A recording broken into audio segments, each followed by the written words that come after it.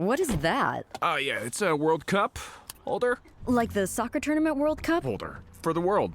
Fits every car, holds every cup. It has a Carvana logo? Carvana made it. They buy and sell cars, so they made a car cup holder.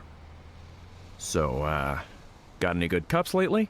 I used to, just couldn't figure out where in the world to put them. The World Cup holder, brought to you by Carvana, proud sponsors of the World Cup holder. Sign up today to win yours at cup-holder2026.com. Not authorized or endorsed by FIFA. Not a real product. For parity and fair use purposes only. How about the Knicks comeback? OMG, that is the question of the morning. Instead of MSG, it is OMG. OMG at MSG. Mark, your original post sure aged well. I didn't see the original post. No, so what I like to do... You put up something at halftime about the Spurs blowout? No, I've done this multiple times. About, I think at the start of the fourth quarter, to bring people in, and then to get them excited, and then just simply people cruising around social media in a commercial break or whatever. Yeah, okay. I've done it, and it worked. Yeah. So what'd you put up? What happened to the Knicks, something like that. Oh, okay. Just along those lines, and then you change it, and people get all excited about it. Yeah, sure, it's a ploy to bring people in. It's obvious I do it. And I try to get them in earlier than waiting until the end. Because, I mean, anybody can tell you what happened, but the fun part is to try to get them emotionally involved earlier, and then they always come back. So, yeah, that's what I done. Tony says, can you say the most epic choke job of all time? Irregardless if they win or lose, a 29-point lead, 15 points after 3 quarters, up 20 in the fourth quarter. Yeah. Epic mess. If you want to go that way, and when Wembanyama missing the 2 free throws, I mean, in a game like this, everything counts, right? It's all magnified, and you can I don't know that you can put one play over the next as that was more important. But that's a big one. That's the kind of thing when that happens. I'm sitting there like, well, the basketball gods aren't going to let you win after you do that. Although, to be fair, when Fox threw the ball to nobody in particular at midcourt and Hart took off and missed the layup that would have given the lead with 2 minutes to go, I thought, well, when the basketball gods, they're not going to let you win after you do that. Yeah, he got Somebody's in between gotta laying it up and dunking it. Yep. And you got to be decisive, either going to do one or the other. And he took off and wasn't quite ready, close enough to dunk it, and so he was a little awkward there. That would have been a massive play. That would have been a massive play, but he gets past because they won the game. Mm-hmm.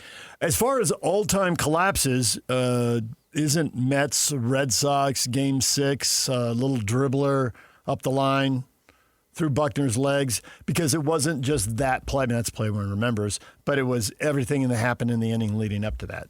It was in the half inning, not making the substitution and getting Buckner out. I want to win with my guys, and you didn't put your best defensive team on the field when you were 3 outs away from winning. So I always thought that was up there as an all-time collapse. Okay. This has to go up there as an all-time collapse.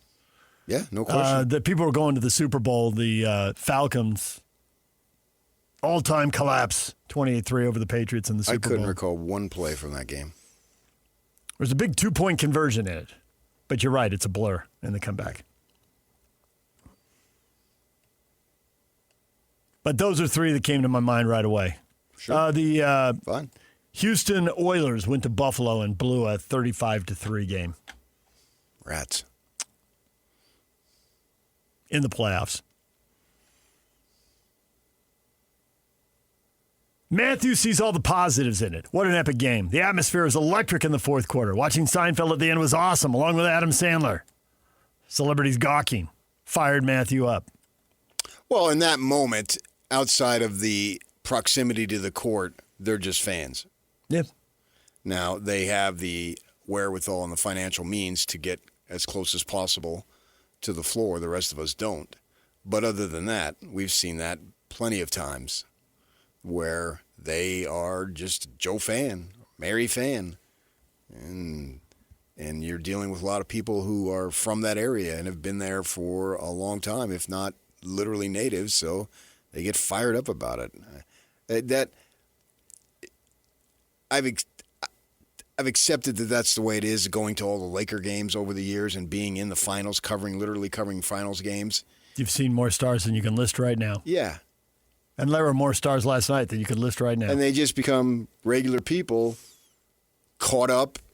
Either they're caught up in the moment, and I'm not going to say Taylor Swift's some lifelong Knicks fan when you see her at the Cavs games with her husband-to-be who's from Cleveland, and so they get excited. But there are plenty that have literally been lifelong Knicks fans because that's where they're from and that's where they've lived their whole lives. I understand that. So, yeah, it's cool to see them, I guess, but they're no different than the people in the top row who've been Knicks fans their whole lives at that moment. They're just or they're famous. The other people aren't. Steve says, imagine being up by as many as 29 points and feeling like you still have to hoist up 15 three-pointers and only 22 point attempts. And you score only 4 points in the paint with a 7-4 phenom on your team. Today's NBA basketball is unwatchable. I don't understand it. To me, it's not unwatchable. Sometimes in the regular season, it gets boring if they're clanking them. I just don't understand the logic. I never will. It doesn't make any sense to me. When you have the lead, why waste possessions? Why not try to go up 39? It makes no sense at all to shoot a really low percentage shot. The one before it goes in, anybody could identify it as a low percentage shot, and you're taking it with 20 seconds on the shot clock.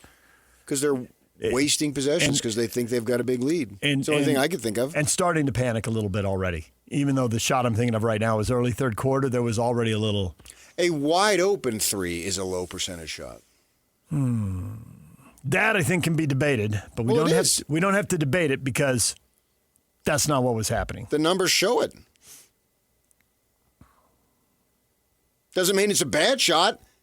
It's a low percentage shot. I don't want to argue math with you right now about 3 is more than 2 and effective field goal percentage. I mean, I get your point is that you're talking about the shot. 50% on a two-pointer. I'm talking about the effective 35 on a three. Effective this. The percentages are, it's lower.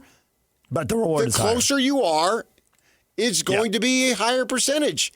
I'm not saying whether it's a bad shot or not the smart shot. I'm just speaking, you two, and we'll be on here tomorrow. You two will, and I'll just sit here when you and Locke go to town. I usually text Jake on that. We have conversations back and forth if you want to know the truth while you two are going to town because you all know basketball.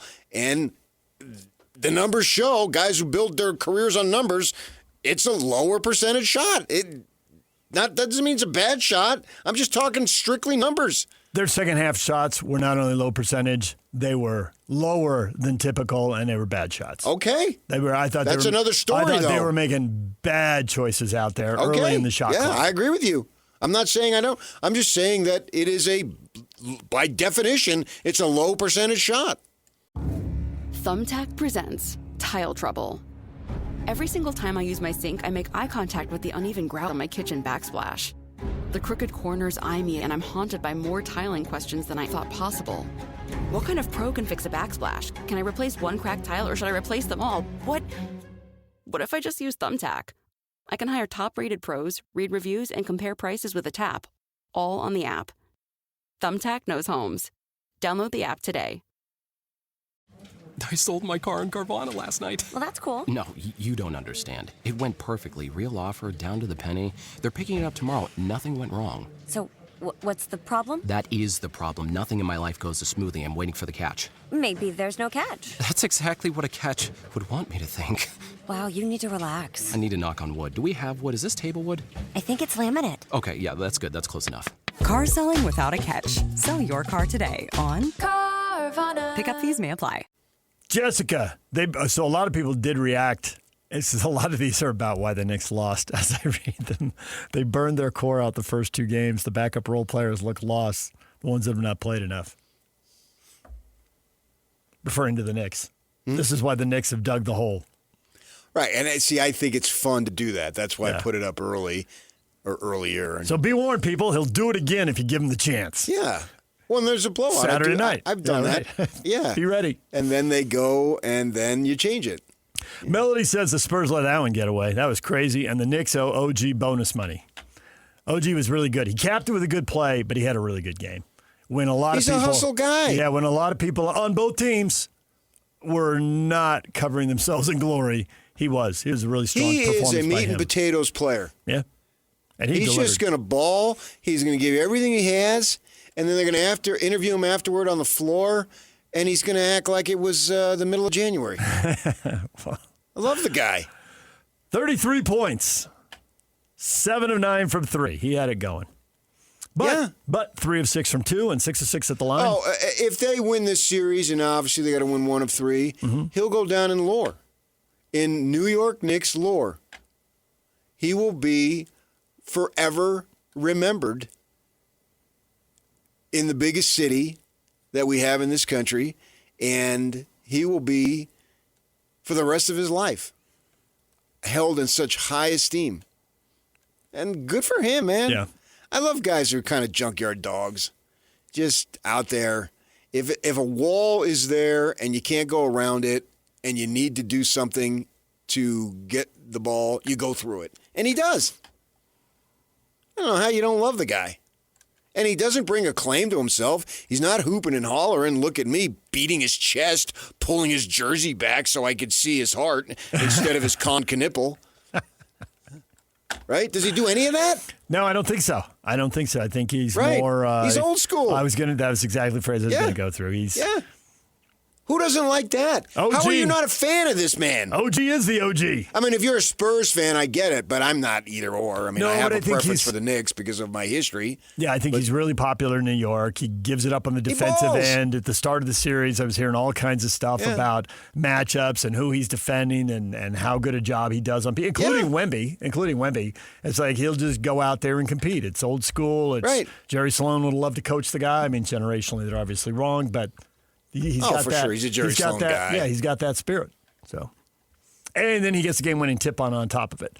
But he has the intelligence to go speeding down the middle, well, and knowing that Wemby's way over there, and the Spurs got a bunch of 6'5" guys outside of Wemby. They had him inbound the ball because they trust him in that situation. We've seen that messed up with someone making a terrible inbounds pass. Sure, but they don't even guard the inbounds pass. Nope. The Knicks guard the inbounds pass, and Towns gets a finger on it. That slows up the play. Yeah, straight to the rim. Yeah. Straight to the rim. Right. The harder you work, the luckier you get.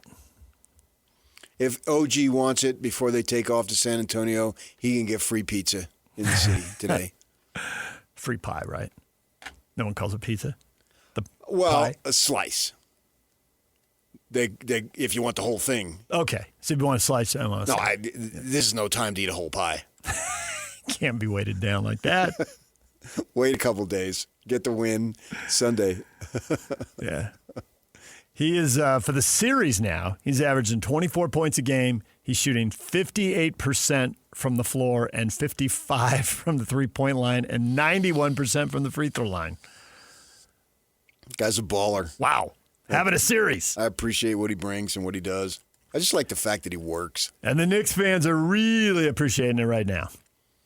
I just love that he works. So the stats are great. There's no doubt about it. These stats that you just read are great. But they love him for all the other stuff he does and the way he'll play at the defensive end of the floor and on down the Never line. give up. Nope. That's what you want, man. And then this way, if you lose, well, you got nothing to be ashamed about. I don't think. You left it all out there. Yeah, and he does. Yeah. And then he just stands there. Yeah, well, the lane was open, and he's playing 37 minutes a game, and he's had 2 turnovers in the entire series. And that's why he inbounds the ball. They can trust him. He's not going to cough that thing up.